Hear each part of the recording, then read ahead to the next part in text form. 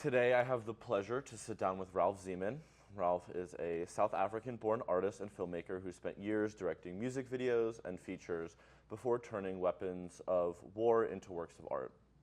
In his Weapons of Mass Production trilogy, comprised of the beaded AK-47, the Caspier, and the MiG-21, he transforms some of the deadliest machines ever created and covers them by hand in millions of glass beads, transforming instruments of violence into objects of beauty, memory, and defiance. So I would like to introduce Ralph Ziman. Thank you for taking the time. Thank you. So I want to start kind of with your past work in music videos and directing and producing, how, and I guess you still do that in some films you've created. How does that still consciously influence the work you do? I suppose it's all visual art, so on that level, it is creating something visual out of nothing. But I suppose working in film, I learned to work with an image. I learned, how to create the image and how to create all the things that went into them. And then really, I think one of the most important things is film is a collaborative medium. You don't make a film by yourself. You have a cinematographer, you have an editor, you have a composer and an art director and a costume designer. And I do love the collaborative process. I love working with other people. I love the energy they bring. I love the ideas they bring. So for me, I suppose one of the most important things I took from film was this collaboration, which we've built into the way we work. Nice. And then I guess going into more of your current practice and looking at your work, and I'm really fascinated by all the beads and wanted to do more research.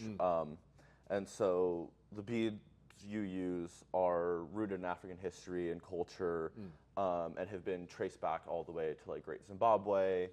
But well, I think the beads in Africa really came from Western traders when they were coming around the Cape of Good Hope, or the Horn of Africa. Yeah, the ones in Great Zimbabwe were traced to India and the Middle East. Others in Europe, and were used in trade. And I think part of that trade ended up being the transatlantic slave trade. How using these beads, I guess, were in their own form another weapon of mass production in this trade. How do you balance this all? Well, I'm not sure if they are. I mean, they were a currency first and foremost. I don't know much about how they were used in the African, African slave trade. But I do know that when beads were brought to Southern Africa to trade with the locals, for food, for supplies, etc. And that's where it started. So the culture of beads was very interesting. The beads were originally Murano glass from Italy, and then Preciosa from Bohemia in the Czech Republic. And the skills developed around them, and you can tell beading from South Africa, from beading, different tribes, the Zulu, the Ndebele, or from Zimbabwe, or from Kenya, or the Maasai. It's the way they put them together, the colors, the patterns. No, absolutely. And then the piece you have currently at ESMoA, Over the Rainbow, the rifle is broken and crumbles into rubble, and you also include the beads. I guess I interpret the transformation from the rifle to the rubble as a sort of undoing of these weapons. What was the intention behind? The intention was very simple. It was a broken AK-47, and of course the AK-47 is the most mass-produced weapon of all time that has killed more people than almost anything else, or more than anything else. The symbol of the broken rifle was something that was started by War Resisters International, which was a pacifist group that started at the end of the Second World War. And this was an update of that logo, which you can see on their website now. I updated it, so I had the broken AK-47 where there'd been a rifle before, and the AK-47 is covered in different currencies from around the world. There's different versions of it, so we've got currencies from Russia and China, America, Europe, North Korea, and on and on. And also from a lot of different African countries, and that obviously symbolizes the the arms trade, the money, the corruption, etc. So yes, and the piece is hand embellished, and I put the beads coming out of it, which just seemed to tie the projects together. No, that makes sense. And then, like with the title of the piece, I think looking at it, get like two references to Desmond Tutu's Rainbow Nation, and then like The Wizard of Oz, Somewhere Over the Rainbow. Yeah, which might not be as.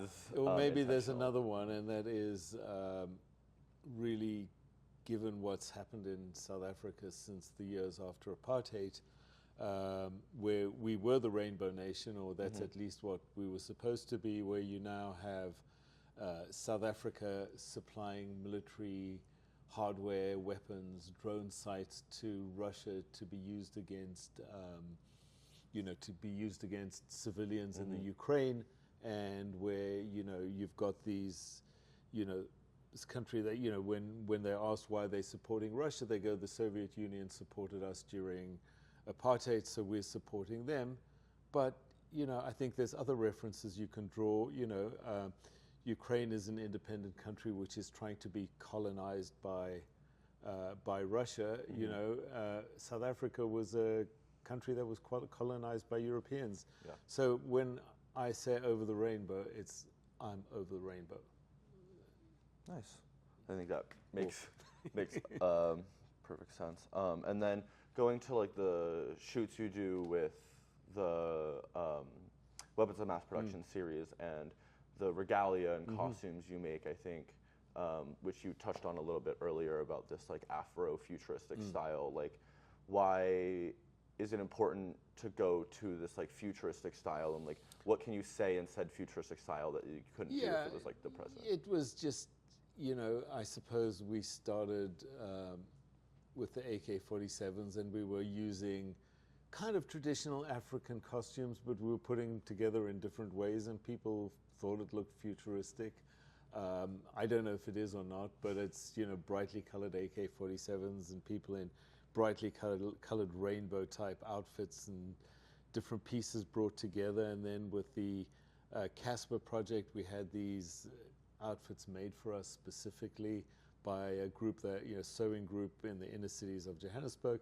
And this, we were just, because it was a fighter aircraft, and we were working with pilots' helmets, and it just naturally progressed into this Afro-futurist style, which I really like. It's kind of fantasy. It takes it to a different place. Sometimes I would think, what would it look like if millions of West African slaves, or hundreds of thousands of West African slaves, instead of being taken to the Americas, had been taken to Russia? What would it have done to the culture there?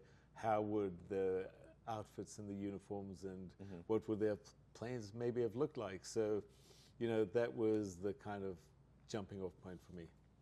Nice. And then another thing kind of with like you growing up in South Africa and moving here, in your last artist talk at ESMoA, you discussed the like differences in segregation in these two different places. And I was just curious, like, what was the most jarring thing that you noticed that someone who like has been born and raised in the U.S. or Los Angeles more specifically, like, wouldn't have noticed to you? I suppose what I noticed when I first came to America in the mid-late 80s was, everybody you met was vehemently anti-apartheid, and I was referred to as a white South African in a kind of a derogatory way, given the fact that, the reasons I'd left there were exactly because I didn't approve of apartheid and I didn't want to serve in the military. But when I lived in South Africa, we interacted with black people every day in so many ways. The bus driver who drove us to school was a black South African. Every office you worked in, there was black people in various roles. And when I came to America, I'd work in an office, there wouldn't be a single black person there. So in some ways, it struck me how much more segregated it was. And then, round about that time, the whole O.J. Simpson trial was going on. And again, it sort of struck me what a segregated place it was, how you had white people calling to have O.J.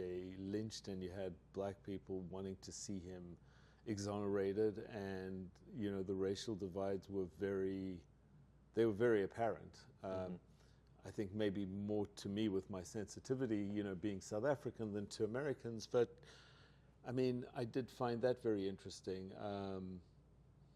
And in many ways, it's still a segregated city, Los Angeles. If you white and you live on the west side, your kids go to private school, or if they go to a public school, it's a charter school.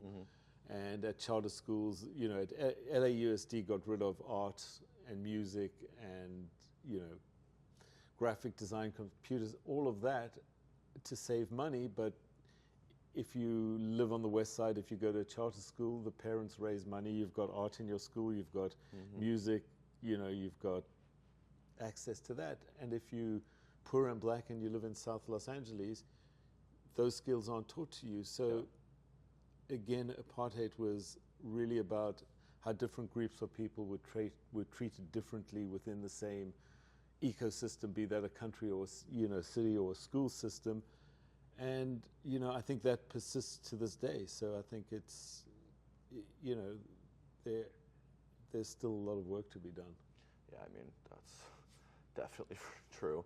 And then I guess to kind of close it out, like what is like what's a project you've like really wanted to work on that haven't gotten to, or like what do you have coming up that you're willing to share? I think I'm just, I'm in the discovery phase. I'm between projects. I'm putting ideas together. The project I really wanted to do was a fighter aircraft, and we've done it. So, it's how do we get better? How do we keep learning? How do we, take the skills that we've got and refine them? There's not a lot of artists in the world who are working with beads, and I think we've got to keep bettering ourselves, and keep the team in South Africa working, keep the team together. So yeah, that's really moving forward. Just keep doing things that are interesting and beautiful, and keep learning. Totally. Alrighty, well, thank you so much for taking the time. Appreciate it.